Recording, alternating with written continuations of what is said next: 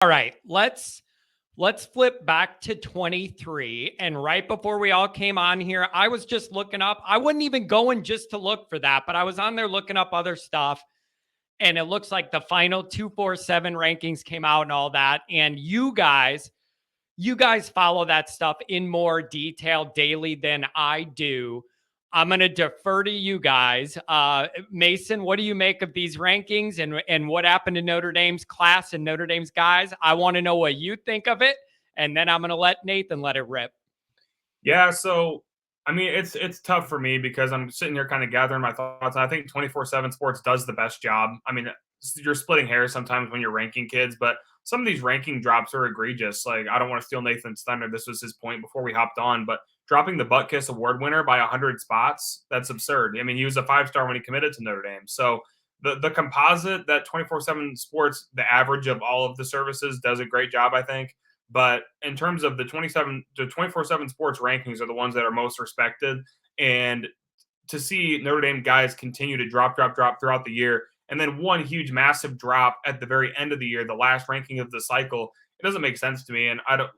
It's kind of loser talk to say that they're out to get Notre Dame or whatever. They don't have a reason to do that, at least that I can think of. But when it's a repeated pattern, it starts to get on people's nerves, and it matters. If guys want to see themselves ranked highly, and you can't tell me that a guy doesn't want to see themselves ranked highly, and then he knows if he goes to Notre Dame that he's going to drop a couple spots. I mean, it's tough to see. So I think this is a great class, and ultimately all that matters is Notre Dame gets these guys, and we think that they're really highly ranked and really good players. But at the same time, they see the rankings, we see them too, coaches, everybody. So it's frustrating to see the drops and not many jumps. It'd be different if the drops and the jumps were about evenly split, and you see some guys go up, some guys go down. I mean, ultimately, if some guys are going up, some have to drop. That's just the way it is. And I get that. But when you're seeing however many, it's like 70% of the class drop, I mean, there's something going on there. And I just don't know exactly what or how to put my finger on it. Nathan, what's going on here? What's the deal? Make this make sense. I don't know if I can make it make sense for you. I mean, I think when we were talking off air before we started, like, I think this is a very good class. I don't think it's an elite class.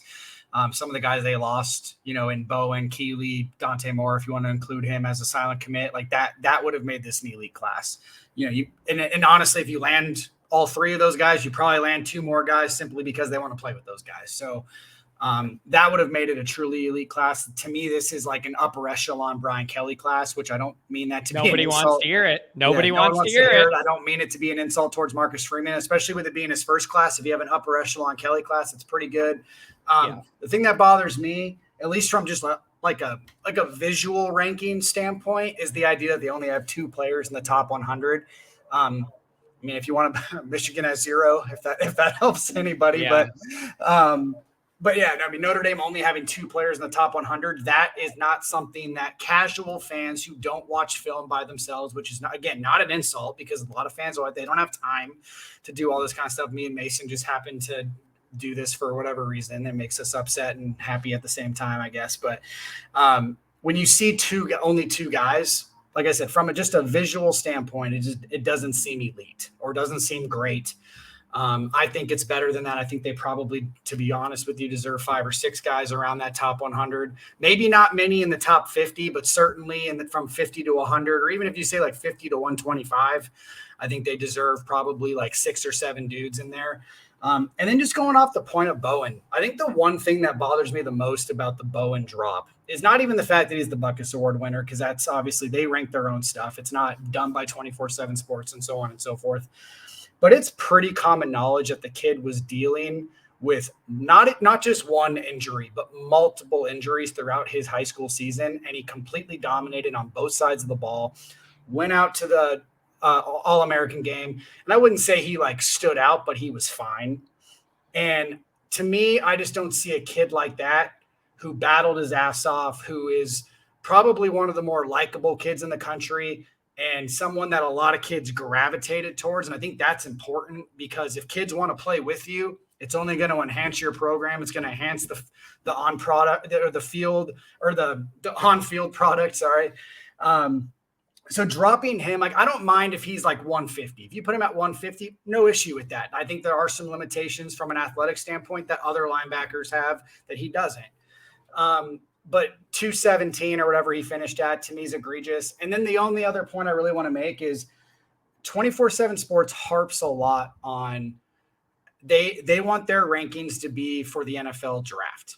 So if they have you in the top 32, they want to hit on all 32 first-round draft picks and so on. So when they call a kid the 95th best player in the country, they're essentially saying, we see you as a third-round pick. Interesting. That's very interesting And to not a look lot of at people, it that way, right, through that and, model. Exactly. And not a lot of people Wow. understand that if you don't follow it like how like me and Mason do, if you're not on 24/7 on I never knew that was kind of a framework, but it does help give you a little perspective of how they might look at this different. Right. If that's what they're shooting for. And then their other big thing is testing times, which obviously the NFL looks at. And I know Micah Bell, and I'm like the other kid I wanted to really mention on the drop standpoint. Micah Bell is a small kid. He's only maybe 5'9", 170 soaking wet. I get that he's also a high school senior, but he also has some of the best verified track times in the entire country. Like you have Zachariah Branch, you have Nicholas Harbor, and then you probably honestly have Micah Bell. So I could care less if he's 5'9", 170. He's probably going, if he gets the proper coaching, which we all think Mike Mickens will give him. You got Benjamin Morrison and other guys to show that as an example. You think he's going to get the proper coaching, and he has verified track times to be one of the fastest players in the entire country. I don't see how he goes from essentially 125 or whatever it was. Like Mason said, he's 125 all season. You've been doing these rankings, bumps, and drops like all year. And then all of a sudden, right when it comes down to your final rankings, you get a little nervous or whatever it is, and you drop them all the way almost outside of the top 247. So that's my one thing. Now, on a positive note, the one, you know me, John, I always got to throw the positivity out here. The one that there's two rankings out there that I think that 24/7 Sports has right more than anybody else.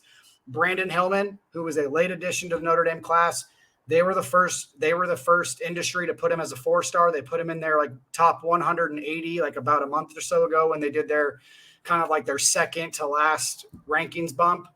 He finished at 129. To be completely honest with you, I probably would have put him in the top 100. I think he's that good. But to see him at 129 after when he originally committed, he was literally not even a 0-star. He literally had an NA next to his name and got a bunch of offers and so on and so forth. That's a great one to me because I think from an athletic standpoint, he could easily be the best kid in this class when it's all said and done and make people forget about Bowen and so on and so forth. And then the other one is Armel Mukam, who and Mason loves when I tell people this, but on our first podcast after Mukam committed, Mason was pissed because it was 2 weeks after Notre Dame lost Keeley. None of us had ever heard of Mukam before. He was a Stanford commit. Like I said, none of us had heard of him. Jumps to Notre Dame. He's ranked in the 700s or something like that. And everybody's like, this is who you're replacing Keeley with.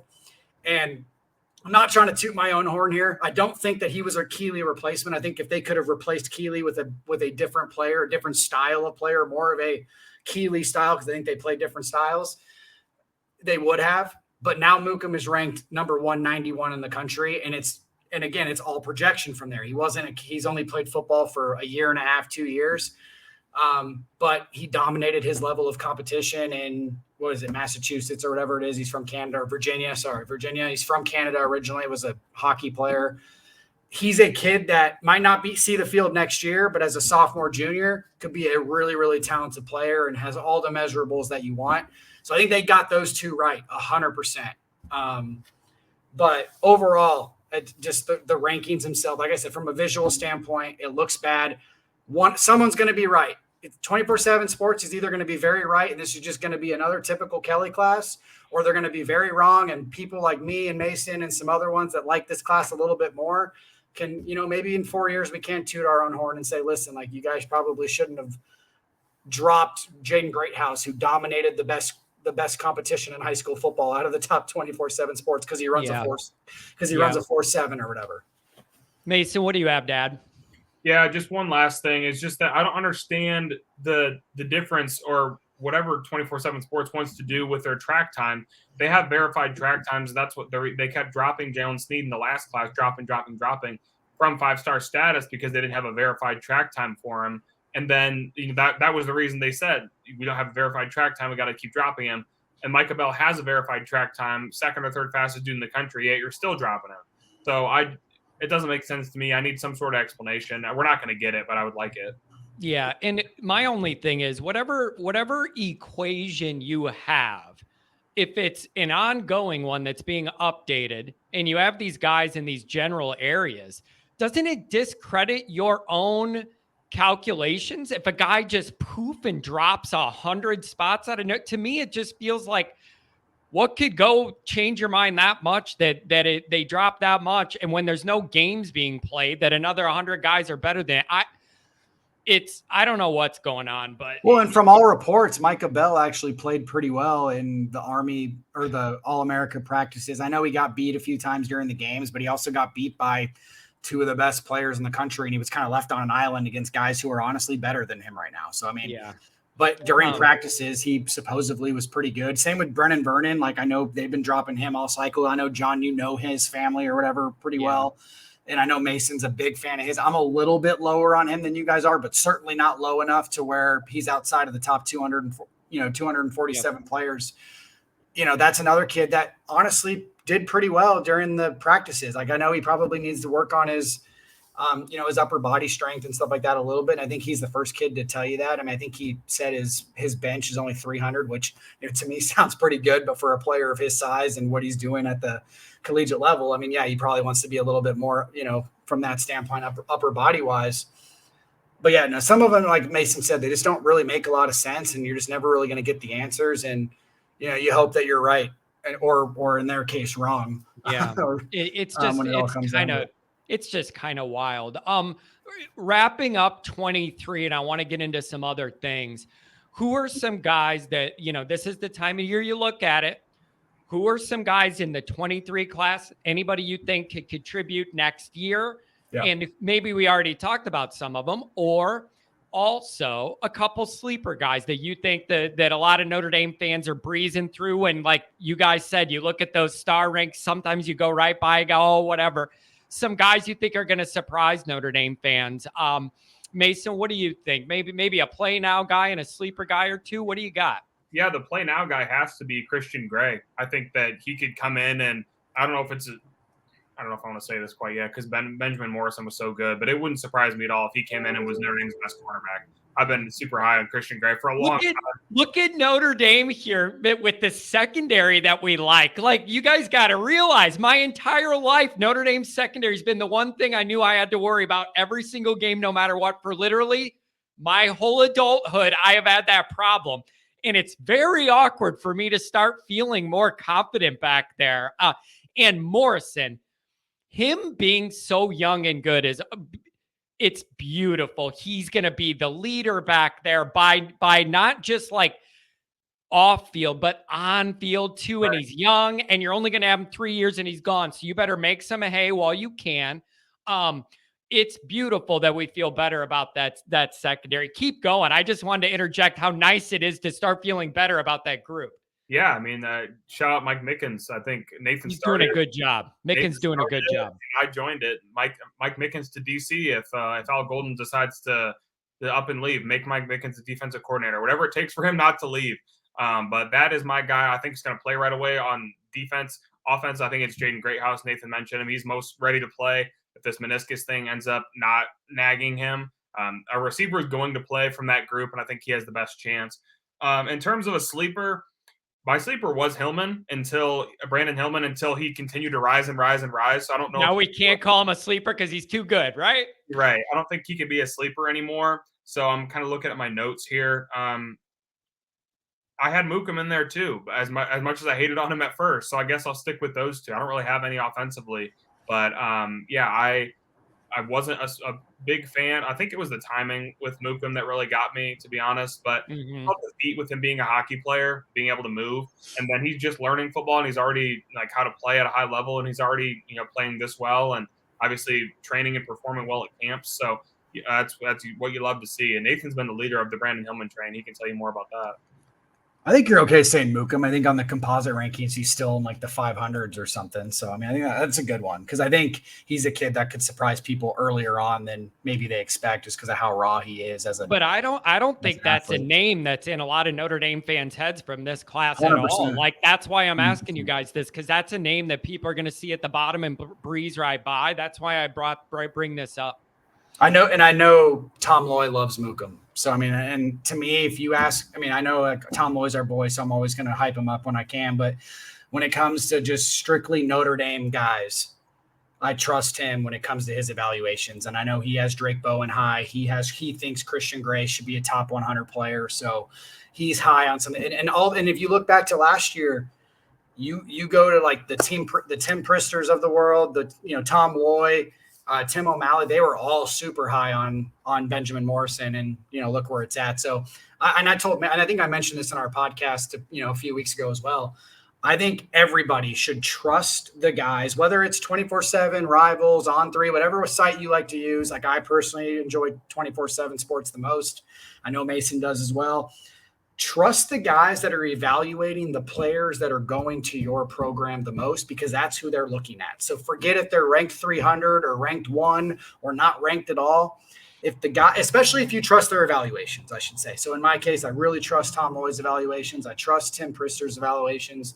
If those guys are telling me that a player is a good player, I'm typically going to say, unless I find out on my own by watching their film that I disagree, I tend to lean more towards them than some of the national guys who don't watch those guys on a daily basis like the Notre Dame guys do, or the Texas guys do for their guys, the Alabama guy, Alabama beat writers do for their guys, and so on. But sorry for getting on that little tangent there. No, that's good stuff.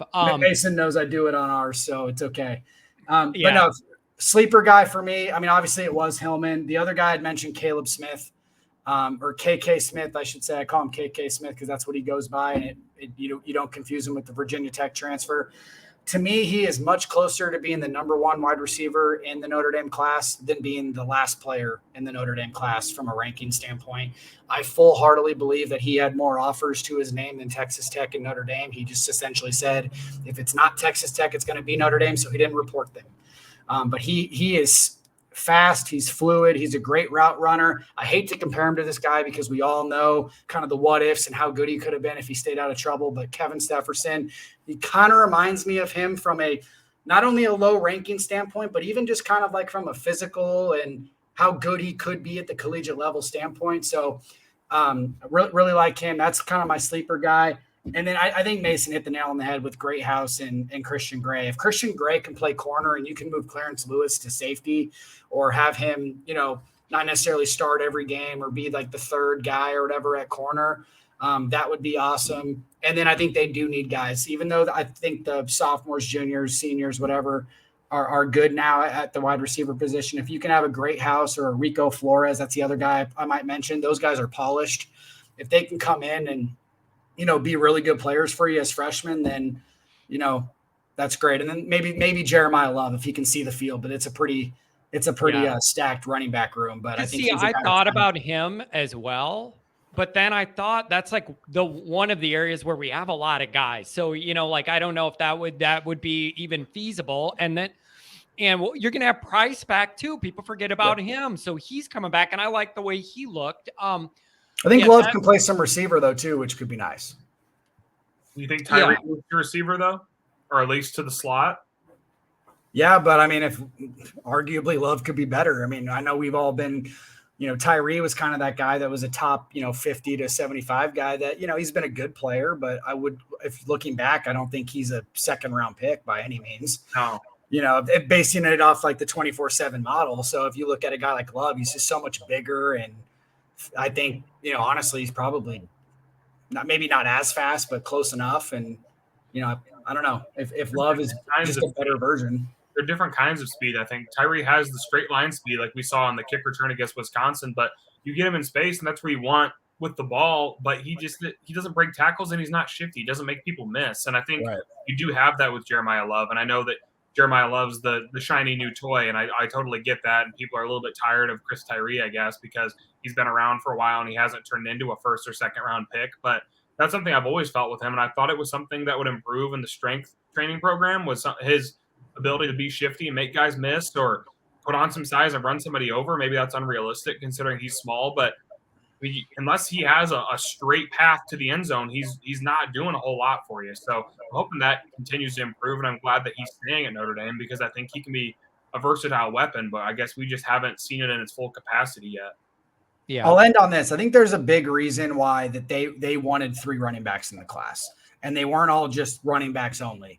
I mean, I know they have a deep room at running back. All right, we all like Estime, we all like Diggs, we even like Tyree, and in certain aspects, we hope Price is going to get back to what we thought he was going to be before the injury. So they have already a pretty deep room there, and their room at wide receiver is growing and getting better. But there's a reason they wanted Dylan Edwards and Jaden Lamar in this class on top of Jeremiah Love. And so a guy like Love playing early, or even some of these receivers playing early, I don't think it should shock anybody, especially obviously if they're ready.